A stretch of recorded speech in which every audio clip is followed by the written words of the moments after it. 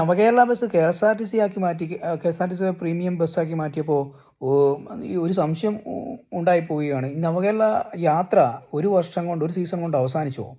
ആ bus keep ചെയ്ത് വെച്ചാലേ അടുത്ത സീസണിലും നവകേരള യാത്ര നടത്താനായിട്ടാവുള്ളൂ. കാരണം എന്താണെന്ന് വെച്ച് കഴിഞ്ഞാൽ നവകേരള യാത്ര നല്ലൊരു ഉദ്ദേശശുദ്ധിയോടു കൂടിയാണ് നടത്തിയത് എന്നാണ് വിചാരിക്കുന്നത്. കാരണം ഈ എല്ലാ വകുപ്പ് മന്ത്രിമാരും ജനങ്ങളിലേക്ക് എത്തുകയും ജനങ്ങളുടെ പ്രശ്നങ്ങൾ നേരിട്ട് മനസ്സിലാക്കുകയും അതിന് പെട്ടെന്ന് നടപടിയെടുക്കുകയും ചെയ്യുന്ന ഒരു യാത്രയായിരുന്നല്ലോ നവകേരള യാത്ര.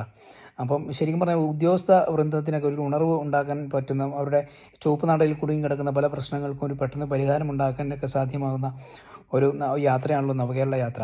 അത് ഈ ഒരു സീസൺ കൊണ്ട് അവസാനിച്ചോ, അതോ ഈ എന്താ പറയുക ലോക്സഭാ ഇലക്ഷന് ഒരു മുന്നോടിയായിട്ട് മാത്രം നടത്തിയ ഒരു ഒരു ഒരു നിശബ്ദ അല്ലെങ്കിൽ ഒരു പ്രചാരണ പരിപാടി തന്നെയായിരുന്നോ? അല്ലെങ്കിൽ എന്തുകൊണ്ടാണ് ആ ബസ് കീപ്പ് ചെയ്ത് വെക്കായിരുന്നത്? അടുത്ത വർഷം നവകേരള യാത്ര ആവശ്യമല്ലേ നമ്മുടെ? അതോ നമ്മുടെയൊക്കെ പ്രശ്നങ്ങൾ തീർന്നോ? നമ്മുടെയൊക്കെ